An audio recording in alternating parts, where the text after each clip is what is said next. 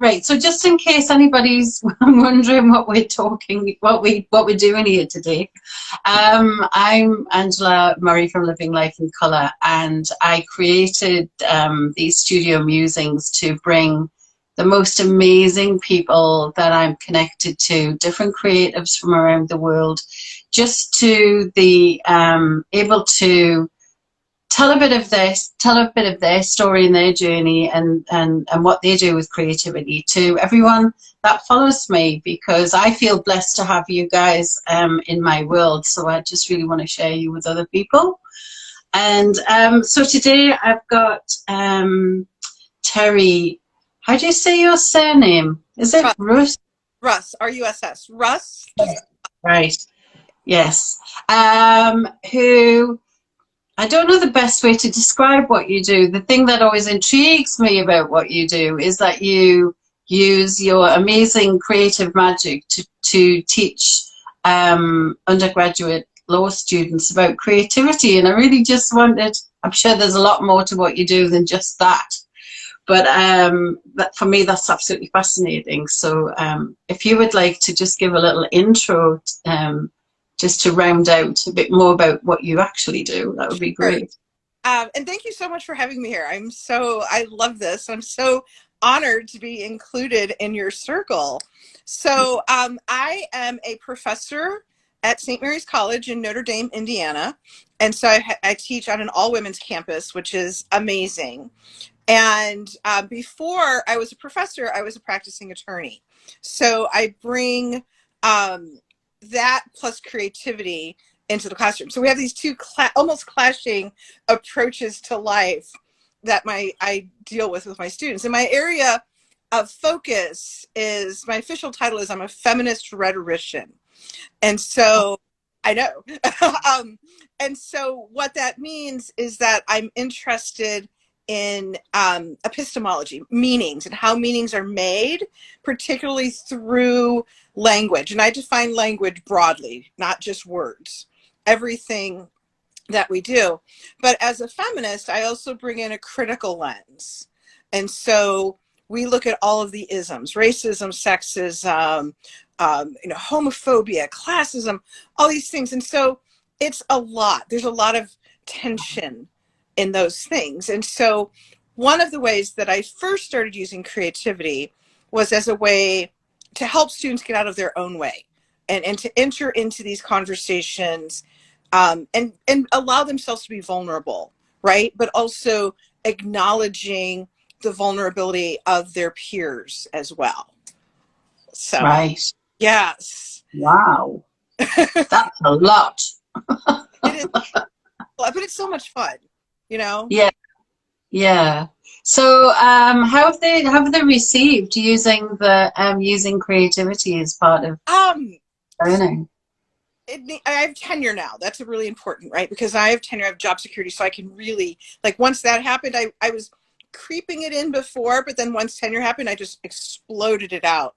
And so one of the first classes that I introduced this creativity into was argumentation. And so argumentation is usually taught basically how to argue and win, debate model. And that's okay, but we already know how to do that, right? And that just makes us angry with each other and doesn't really provide a way for us to come together. And so I decided to explode that out and approach argumentation through what I call compassionate conflict. And that's embracing conflict as an act of peace. And we do that through creative compassion. Part of that was changing the way that I teach the class. And I started class in an exercise classroom on yoga mats. And so we open the class with meditation. We talk about, I give mindfulness challenges, which are little things that they can do to incorporate creativity into their life. And then we talk about those. And so we don't even talk about argumentation from the beginning, right? We talk about all these other things. And so it's kind of this backdoor way to bring it in. And so when it first happened, when I first told the first class about this, they were skeptical, But they were upper level students who had had class with me before, and I asked them to just trust me and give me a few weeks, and if it didn't work out, we would go back to the other model. And they were so gracious. They did that, and it ended up being an amazing experience. On the last day of class, we were all crying. None of us wanted. Wow. I don't know if you can see it because I've got my red bracelets on, but I actually got this tattoo which says breathe. Yeah. Mark that class. And this symbol is the symbol that was inscribed on the chimes that I used to start the class. Wow. Yeah.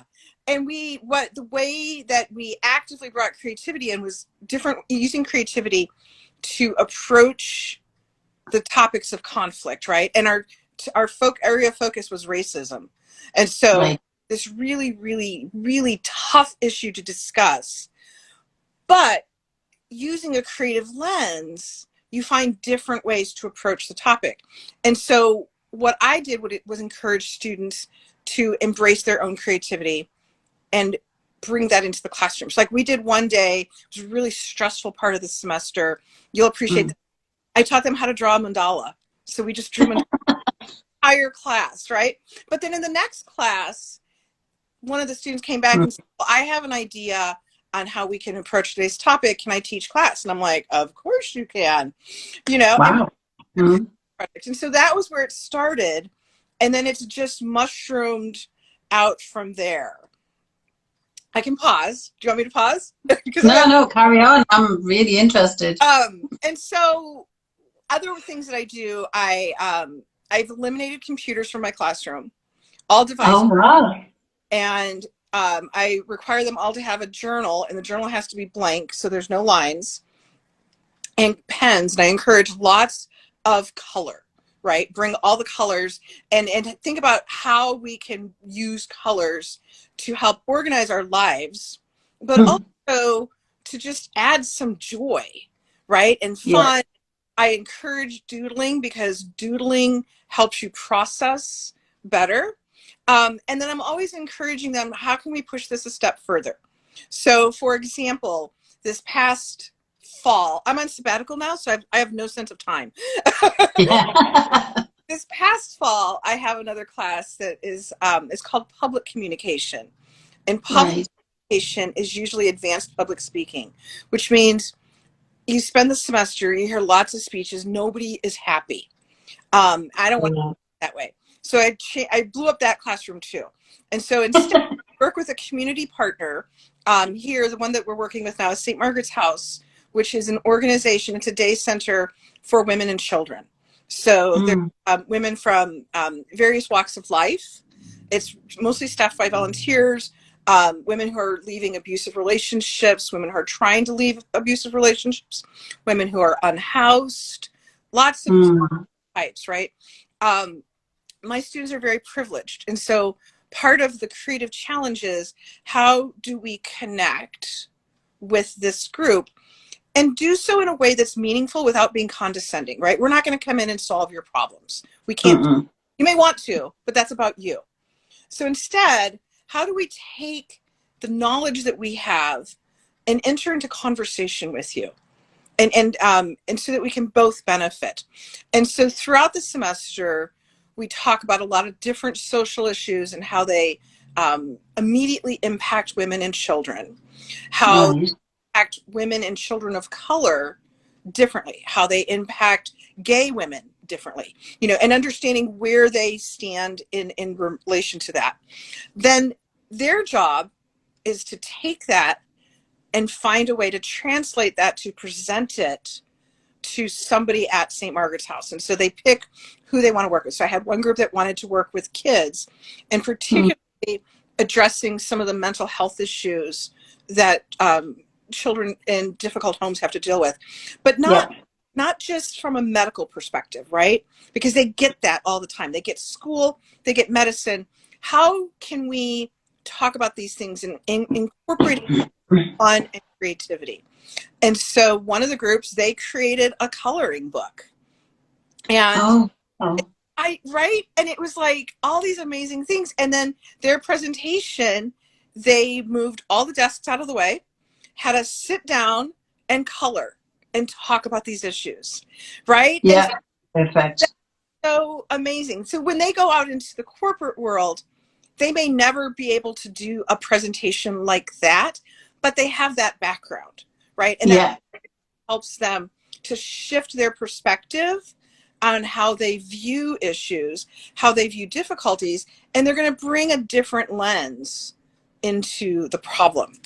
I also, outside of the classroom. So one of my favorite things to do is I love working with my students because they're all women. They're amazing women. And they're just really engaged. Like, I've never been in a classroom where they thank me for more work and they ask for more work, you know, and I'm just, I love you guys so much. But I also like introducing these concepts to adults, right? And who are in the corporate world in various phases. And so I do that through what I call the compassionate canvas, right? And so it's the same idea of how do we bring compassion into our daily life? And a lot of my work is influenced not just by artists, but by Buddhism, and particularly the practice of Tonglen, which is holding on to those things that we don't want, the hard things, the chaos, and letting go of the things that we do want, right? Because by doing that, we transcend the suffering and the chaos and open ourselves up to new things. Wow. Isn't that amazing? It's so amazing. So a workshop that I just did right before the holidays with our women's health clinic. And this is a group that are on the front lines of women's reproductive rights. I don't know how much you're following that in this country, but it's a lot. Yeah. And so they're under extreme stress. They face challenges, personal challenges, just getting into their office, right? They have to go through throngs of protesters just to get into the parking lot. And then the work that they're doing, it's a lot of emotion labor, right? Because they're helping women with various types of reproductive issues, and those are, again, difficult conversations. And they have to do this every day. So they brought me in for part of their staff development, and we did a half-day workshop that was meditative painting with journaling and things like that. So I opened the session by having them just think about all those things that are on their minds right now, right? And write them down, fast write them down. And then we did a ritual. We ripped that up, a tearing ritual to honor that, because those are the things that are going to help them thrive. And then that was the first layer that we put on our canvas, right? And then walking through and building up the layers. Our final layer was a lotus. Lotus. Right? Oh, wow. And we talked about like the lotus symbolism, you know, and how the thrives, and it comes through the muck and the mire and creates this glorious thing. So this is a way for them to remember that every time each of them see their own painting, right? They have that strength. They have the painting itself, which is their portal to challenge that energy and to challenge, you know, to channel all of that into them. And then they also have the notes that they took, right? I gave them all little journals, and so they were diligently journaling. And it was such a wonderful experience. And so that's the kind of thing that I'm starting to learn. And I really love like meeting people where they are, right? So if I came to you right now and I said, Angela, we're going to do this amazing workshop. I'm going to blindfold you. I'm going to give you a brush full of paint, and you're just going to throw it at the canvas. You would be like, all right. Right? Yeah, I'd be fine. But if I go to somebody who's in a more business environment, I say that, they're going to be like, what kind of drugs are you on? I'm not doing that. You know, all of those challenges. I'm going to get paint on myself. I don't know what I'm doing. What's the point of it? No. So instead, what really jazzes me up is the challenge of, how do I come in and meet you where you are? Yeah. Take you someplace that you never imagined you could go. Yeah. I love that. Actually, I did you just reminded me, I did a workshop, a half-day workshop for like a team building session, and they were all administrators for a local university, but they were based on different campuses. And although they did the same jobs, they weren't really connected. And the problem that the manager above had was that none of them wanted to make any decisions. So she had this massive team and she was the decision maker. And so the idea of the session was, how do we get them to work more together? And the first thing I started off with was that exercise where I got them to, they had 2 pieces of watercolor paper, and on one they wrote all the things that they love about their work, and on the other one was all the things they love about their job. And what I got them to do was then to, because they use watercolor pencils as well, and then we just watercolored over the top, so it was really lovely pattern, but all of that energy was in there. And then we cut them into strips and then wove the 2 together. They created a painting from that, and with what was left, they also created a heart which went on top. And so that was the idea, was to try and bring the 2 worlds together. But just what you were talking about was like, I was presented with, we have this group of people, how can we bring some, and I talked to them about other creative stuff as well, about how to use it in their day job and doodling and meetings and all of that sort of thing. But it's like, well, how do I do that with a bunch of people who are going to, some of them are going to be super uptight, and some of them are going to be a bit more, yeah, let's just get it on with the paint. And how do you do that? And it needed to be something that was safe enough for both of them, like you said, to meet them where they were at. So I saw, yeah, and that actually, I found that really exciting to do, because it was like, oh my gosh, I have no idea how this is going to go. Well, exactly. And I love that idea of the weaving it together. I just got a bunch of new watercolor paper in, so I'm gonna be borrowing your idea and playing around with it. Yeah, sure. I'm sure I got it from Whitney, so we're all borrowing from each other and, you know, making it our own.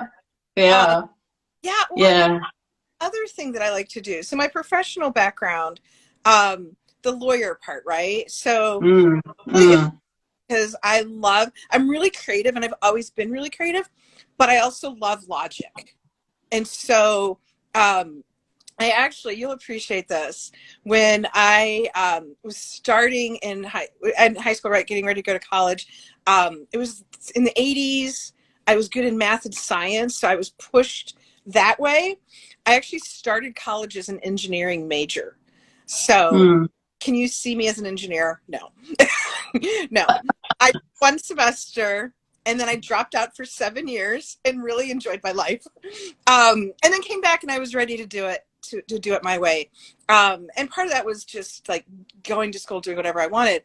But the law part of me, right? I don't actively practice law a lot anymore. I have a little bit here and there. The thing that I really love from that training is the ability to make evidence-based arguments, right? So thinking through, so I always think through, where do I want to end up? So I know where I want to end, my backwards thinking, and then take it backwards. How do I get there? And how do I get there in such a way that by the time we're a few steps in, you've forgotten that I'm the one guiding this, and you just think you're guiding us along, right? Making you think you're the one that's doing it. And I, like the same way that I practice law, my way of practicing law was to give them so much evidence. There was no way that they couldn't decide for me, right? And that's the same thing. So when we're dealing with like your administrators, right? And the cool thing is we have a growing body of the research that they accept, right? Because we know these things work. These things have been done for thousands of years. West in particular, we like science, and we want science, and we want hard proof and all these things. And there's a growing body of scientific evidence showing the benefits of creativity, the mindfulness, the benefits of pausing, and how by doing that, it seems counterintuitive, right? It seems like if I take 10 minutes and meditate, that's 10 minutes I've lost. But instead, that 10 minutes usually translates into an hour somewhere because of the clarity of mind that you get. And that was that first class that I taught, the yoga mat class, right? The one that we're teaching on yoga mats. When I first started talking about colleagues saying, hey, I have this crazy idea. Here's what I think I'm going to do.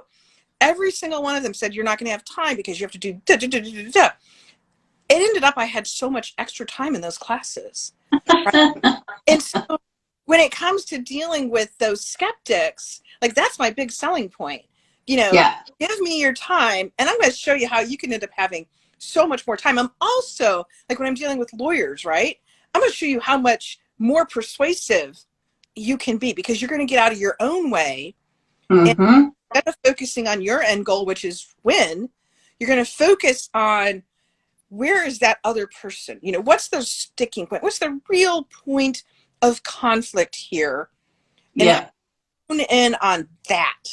Like I'll let other things, but let's get to this one thing. But also how you connect with your clients, right?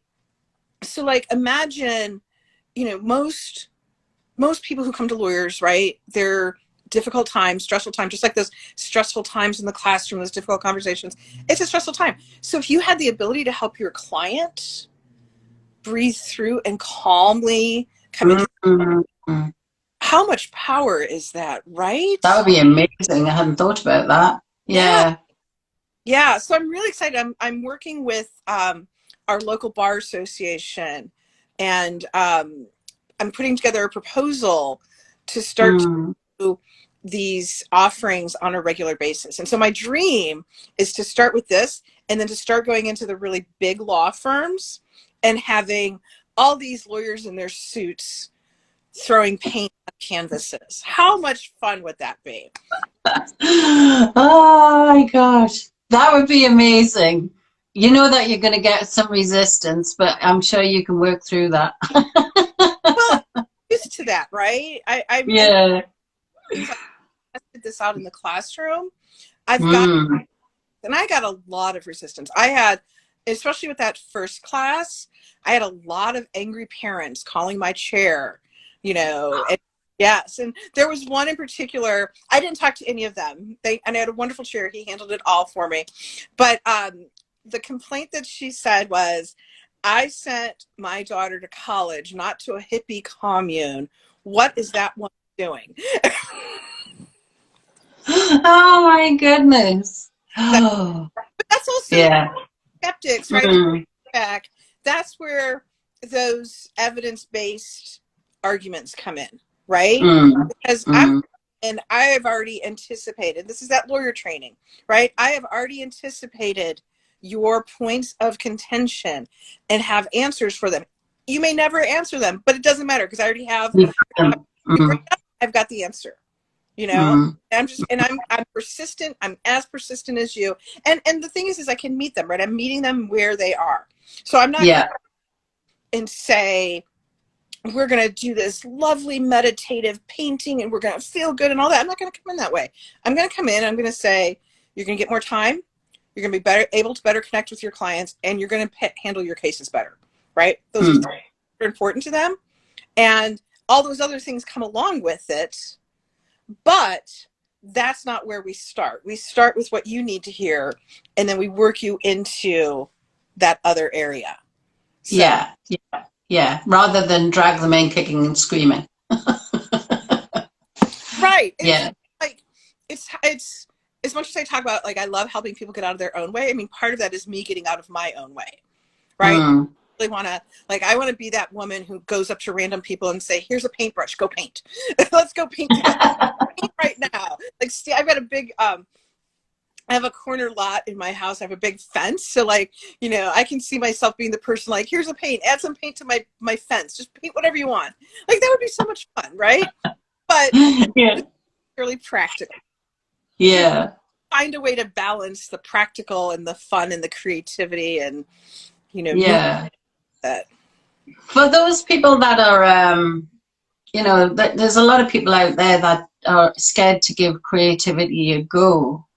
For whatever reasons, you know, something that's maybe happened in their past or at school, or just something that they told themselves at the age of 12 that they weren't creative. Like, what would you say to those people? You know, I'll let you be on your soapbox. Um, so I get that. I really do get that, right?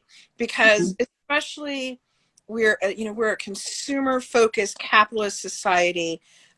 We have the Puritan work ethic, right? Everything has to have a purpose. Everything has to have a value. And the message that we get from a really young age is creativity is a good hobby, but do things that are going to make you money. And if you have time, then you can be creative. That also feeds into this idea of scarcity, right? The scarcity myth, that creativity is this gift from the gods and only a few people are lucky to have it. And if you don't have it, too bad for you. I call bullshit on that, right? We're Absolutely. all creative.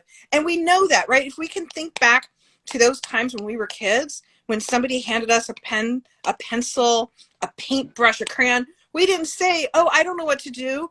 We said, I'm going to draw you, mommy. And we drew the big circle with the arms coming out the side of it, and we were like, look how pretty you are.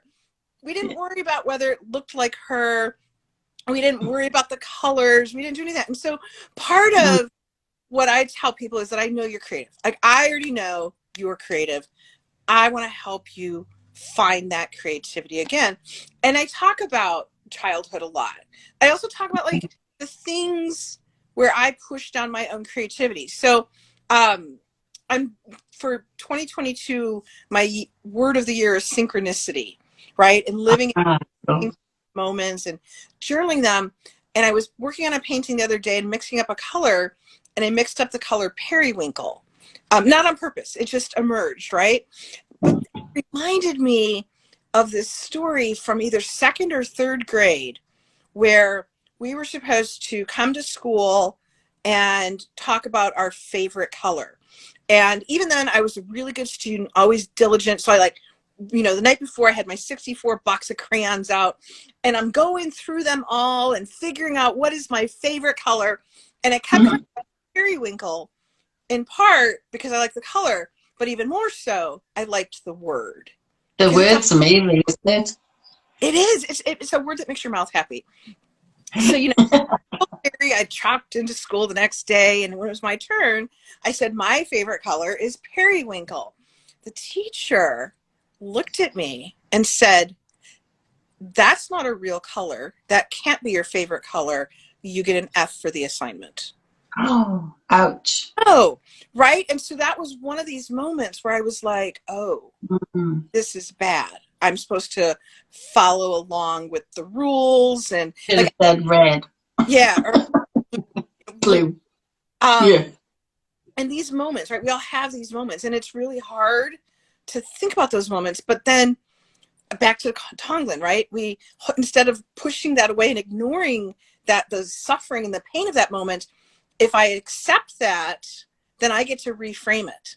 And now I realize I was just a weird kid, and where weird is considered bad, but weird is the really cool stuff, right? So when I talk about, when people say they're not creative, this is what I talk about. Like, let's just find your inner weirdness. Let's not worry about creativity. Let's not worry about what you're making. Let's just be weird, whatever that looks like. And if nothing, I've always loved Jackson Pollock's works. So let's just be Jackson Pollock and load up our brushes with paint and just flick it at the canvas. And by doing that, right, it's fun. The energy works. Yeah, that physical movement of yeah. And then we add in some journaling and some breathing, and pretty soon we can be there. The other thing too, though, I always tell people, like, I don't create realistic art because I have a camera, right? So if I want to see something the way it looks, I can take a picture of it.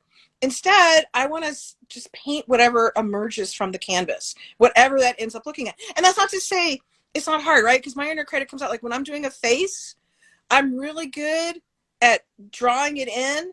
And then the minute I start to do the lights and darks, that voice comes in, right? And I just have to remind myself, no, you know what you're doing, and do it. And I think that people Mm. don't practice creativity all the time, and even those who do, I think it helped. They need to hear that, right?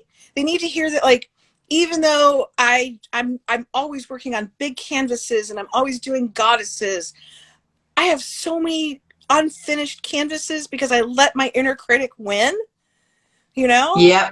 And then I Yeah. go back to them. But then when I go back to them too, it's so much fun.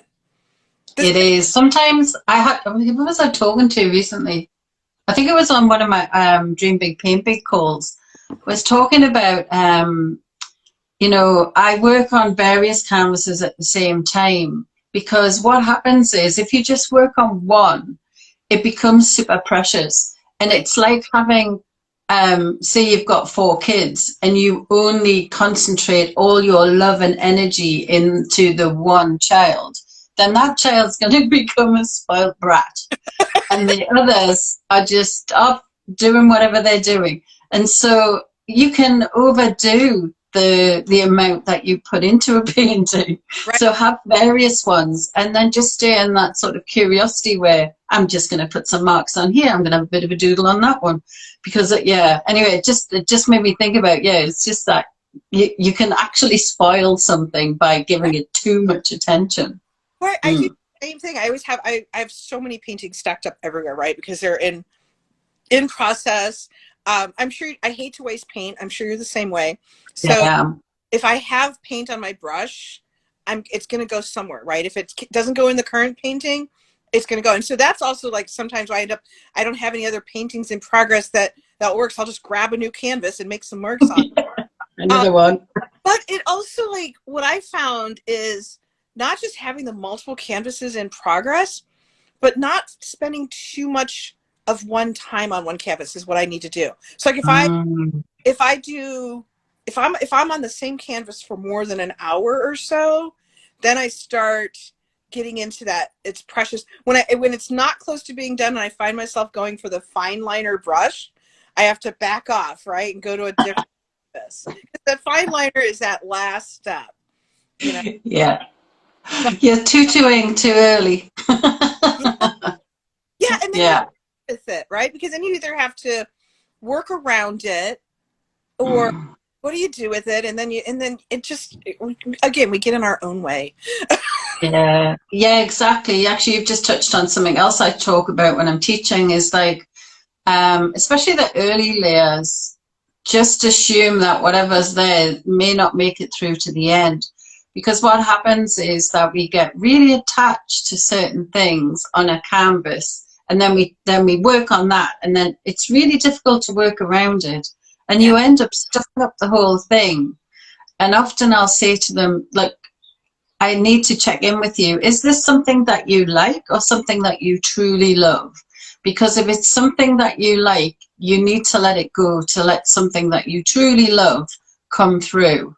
Right. And I think it's sort of a bit of a life lesson at the same time. We can get very attached to something, and yet there's the universe is trying to give us all this stuff, but we're in this little corner going, no, I quite like it here in this little corner, and I'm just going to stay with this. And the universe is going, oh, I've got all of this for you. And then eventually it hits you with the 2x4. Right. We create our own suffering when we hold on to things, right? And it's only by letting them go that we open up that space for better. And we see, and it translates to life, right? Whether it's money, whether it's clothing, shoes. I mean, I love shoes, but really, do I need 500 pairs of shoes? Of course. Actually, I can add something to that. I'm not the same now, but when I was married, I had 40. I think I counted them up. It was something like 42 pairs of shoes, and I had so many pairs of shoes, and they were all in boxes that I had to take photographs of them and put them on the front of the boxes, so I knew what was in what box. I have a lot less than that now, but I think that was a sign that I wasn't actually very happy at the time. There's actually, again, right, looking at research, there's a lot of research that shows that when we're dissatisfied, when we're frustrated, that's when we tend to go into that, right? And it's about holding close and trying to protect ourselves, right? Okay. Same way the critic tells us not to do something because we might be looked at as wrong, we hold on to those things because we think that, but we're missing what's on the other side. Yeah. Yeah. That's absolutely true. And I do believe actually, like the more that you hold on to something, it's sort of, if you're trying to control something, I feel like it starts to vibrate. And the more that you hold on, the tighter you hold on, the more the universe vibrates it, until eventually it's vibrating, it's so hard that you have to let go. And that's what I talk about, like the cosmic 2x4. You end up injuring yourself, you flat on your back for a few weeks and you've got nothing to do but be in your own head. Right. You get made redundant, or a relationship ends, or whatever. It's like the universe is going, I tried the subtle things first. You weren't listening. So here we go. It's going to happen to you, right? One way or the other. Same with our bodies, right? When chaos and suffering, that's part of life. And so we have to learn to deal with it, right? And if we internalize it and think about it all the time, our body's going to, at some point, the body's going to be like, you know what? No, it's not going to happen here. I'm going to send your back out now, right? The better thing is to just like, okay, deal with it and move on. I use the analogy of like with meditation, right? And so for so many people, meditation is really difficult because it's not just the sitting still, but it's the having to deal with your thoughts. That's going to happen. So just they come in, label that as a thought, and then let it go. And it's that letting go that is the hard part. With saying, I encourage people when they're in that, like, do you like it or love it? That's another Jackson Pollock part. Let's splash some paint on it and see how you feel about it. Because if you really love it, you can bring it back. You can paint over those paint splashes. But if not, it's already partially let go, and let it go even more. Yeah, that's absolutely true. I had a student in one of my live classes, and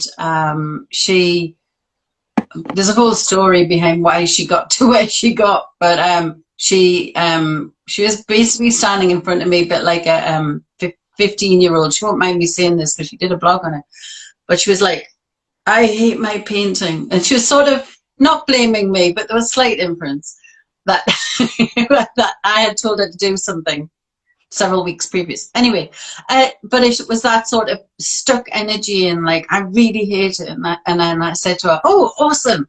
That means that you can't stuff it up from here because you already hate it. So I gave her this sort of one of these squishy balls with little tentacles. It's like a kid's toy. And I said, roll it in the paint and stand back and throw it at the canvas. And to your point earlier, she did that for about 10 minutes. Because at first she was like, why do you want me to do this? And I was like, just do it. And she was different colors and throwing out the canvas. She had an amazing time.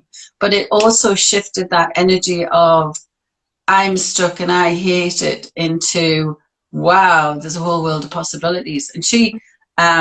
she does her own lives and stuff like that, and her painting is behind her. I love it when I see it, because it just reflected that she was trying to follow some rules that she thought that I had given her that I hadn't, that she created herself. And then in that moment of me saying, well, just throw stuff at the canvas, that's when everything shifted. That's when I said, that's when the magic happens. Yeah, you never know when that's going to be. Right. Yeah. So much more fun, right? It's so much more fun to do all that, not even to worry about where you're going to end up, and just follow the journey and really just live that moment of being in that journey and seeing what happens. And you end up going back.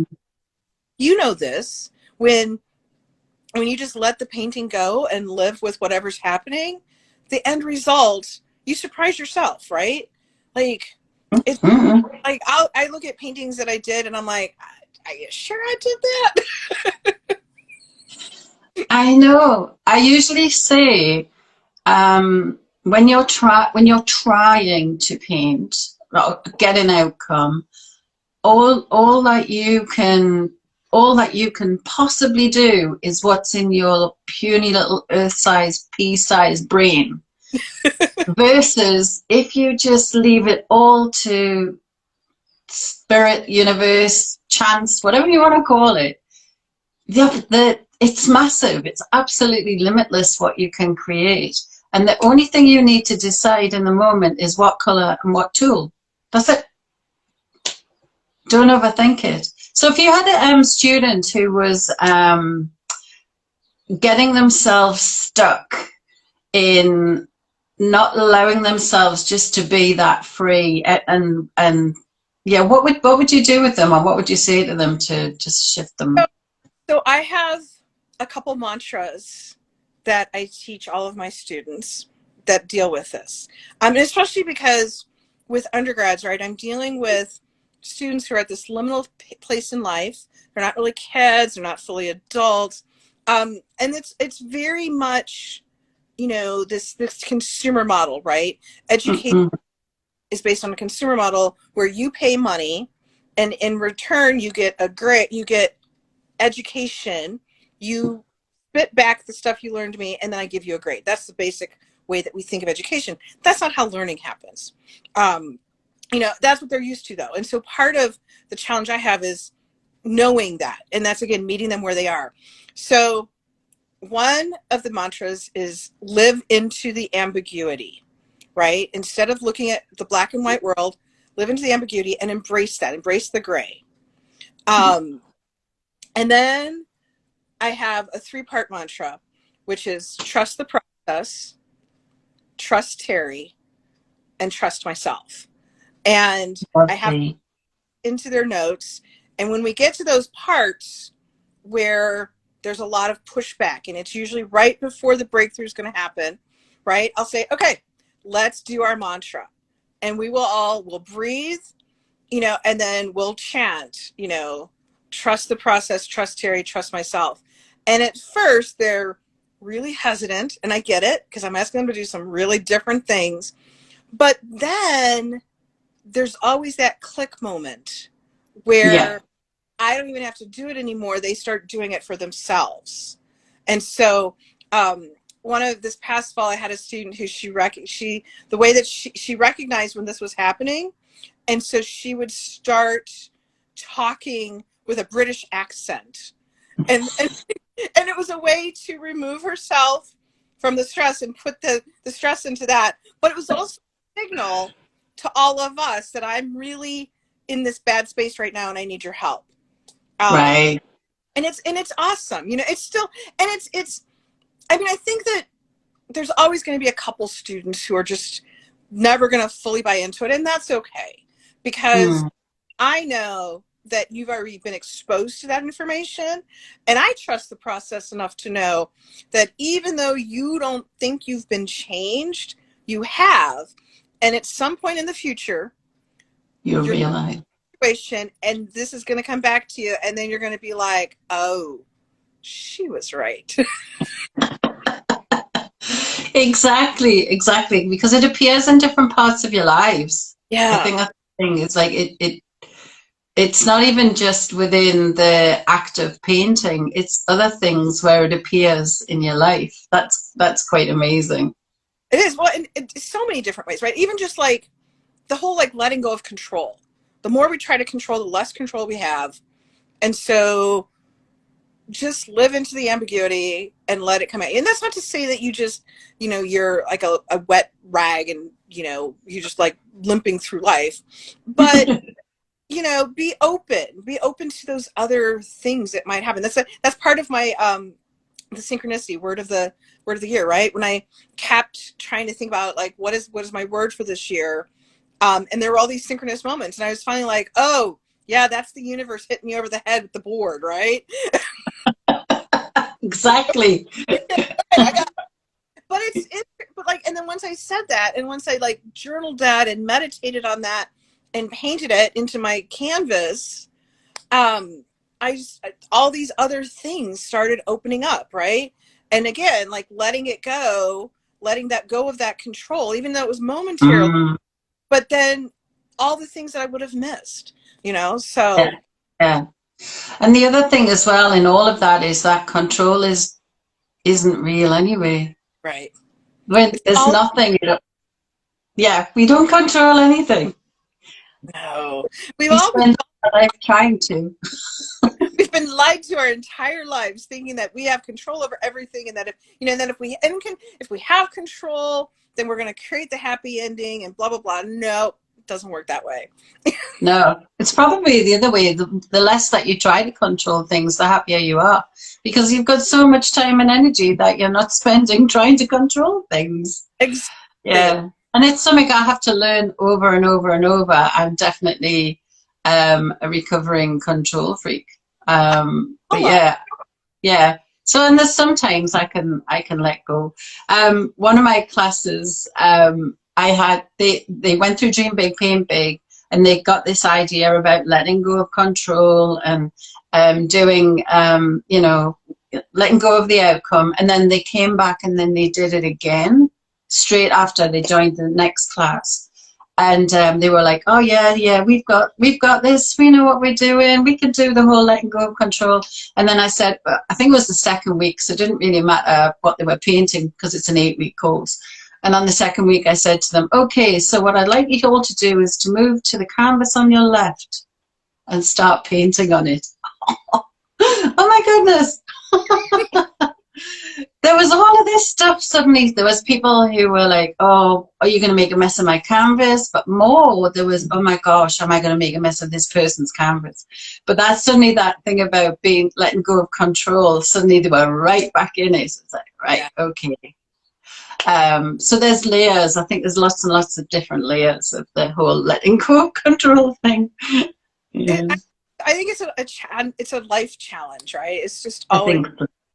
you know, and part of it is because control does work at times, right? It creates that false sense of security, and it works, but it's also a constraint, right? It's limiting, and we're missing everything that's beyond that if we just let them go. Yeah, yeah. Actually, Samiki, when you were just talking, then I was thinking about my attitude to jobs. Different roles that I've had. I remember when I was temping, that was like the ultimate, like you had no job security. You'd go from job to job. More often than not, people would actually want you to stay because you were good at what you did, but there was no control. And then this idea of going and getting a permanent job. And I'm not a great fan of feeling like I need to be obligated or be controlled in any way. So I had to teach myself that any job isn't permanent. You can just leave any job. You can be made redundant like that. So this idea that you've sold out to the man and that you're in a permanent job and therefore you're either secure or you're being controlled is all rubbish, because at any moment you can decide to move on or they can decide to move you on. So there's lots of different ways that we bring this into our lives, and I think it's just the way that you look at it. It made me feel so much better when I said to myself, well, actually I can choose to leave at any moment. Right. So I'm choosing at this moment to be here. Exactly. Yeah. And that whole of, if you have a job, you're selling out to the man, right? That's such a conception, right? Because the fact of the matter is we have bills to pay. You know, unless we have a trust fund, we have to pay bills. And so that means we have to have some sort of way to make money. And so, you know, the dream is finding a way to bring your passion and your, you know, paying the bills together, but that's not always possible. And so sometimes you have to sell out just so that you can pay your bills or pay your student loans or whatever you have.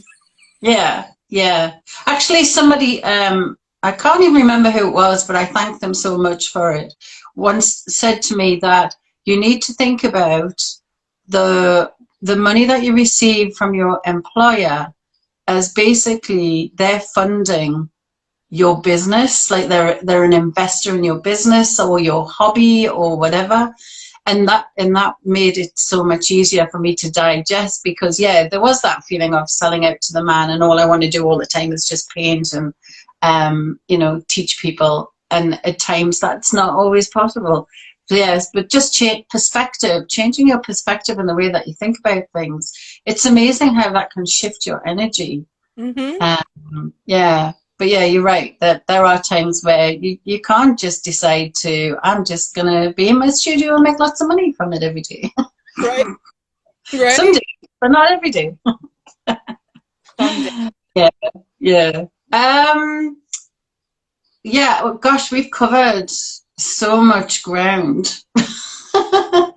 I knew this was going to be a really interesting conversation, because there's so much depth and breadth to what you do, and I love the way that you think. And it's not just about being creative on the canvas, but it's all those different ways that you look at how you can bring creativity into your day-to-day or business life. So thank you so much for today. I really enjoyed it. If people want to find you or hang out with you, where do they find you? So I'm in the process of putting together all my business pages. So the best way to find me now is here on Instagram at Goddess Terri. I'm also on Facebook at Terri Russ. And you know what? You can just send me an email. My email is terrilruss@gmail.com. One of my goals for this spring is finally taking all these various ideas and putting them together. So I have 3 different workshops I'm working on. The class, The Compassionate Conflict, that's actually a book manuscript that I'm in the final processes of editing. And I'm thinking through how I want to also connect that with a painting practice. So I have lots of fun things going on, but I'm pretty regular on Instagram. So I'll be starting to put out more and more teasers about that. I have a great line of goddesses that I'm working on. So little mini goddesses. I have a pair of goddess earrings on. You look at these. I don't know if you can see them. I love so cute. And they're wood, so they're really lightweight. Nice. Not have your ears feel like they're going to fall off. Yeah, exactly. Yeah, that's beautiful. Wow. God, you're never going to be bored. Another one of my weird things from being a kid, right, is I was grounded a lot because I was really precocious and asked a lot of questions that you weren't supposed to ask. But I was able to spend time in the library a lot.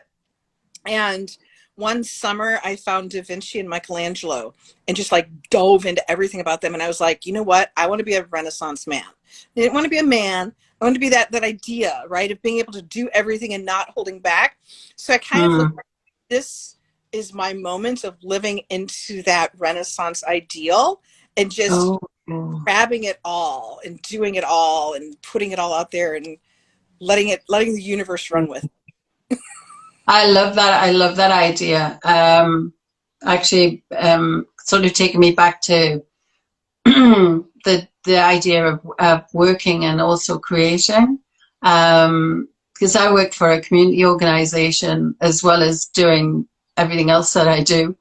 And sometimes I think, should I be doing one or the other? And yet when I was given the opportunity to just do the art and just do the, aim for that, something in me went, no, I'm not finished over here yet. And just what you were talking about that whole idea of the Renaissance man being able to be and do everything and enjoy everything, that's really resonated with me. It was like, that was that feeling. That was I could let that go, but actually I'm sort of enjoying this at the moment while I'm still enjoying this over here. So why can't I have it all? Right. And that's that really being open to that, right? Being open to that, because you could have just hoarded and really grabbed onto that. I'm going to do the art all the time. But by opening up to that other, then you open up to this other possibility. And there is a lot, there's something happening there. You're doing something. And so allowing yourself to live into that is going to take you to places that you probably can't even imagine at this point.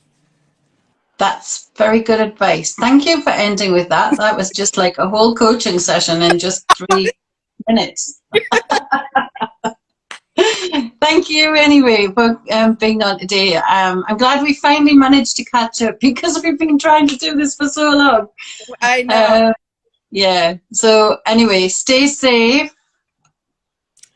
And sending you loads of love, and I'll post this on Instagram, but also I'll put it on YouTube, and I'll put all the links and everything, and Okay. I'll let you know about that. Cool. Awesome. Have a lovely evening. Have a lovely day. I will. Bye. Bye. Bye.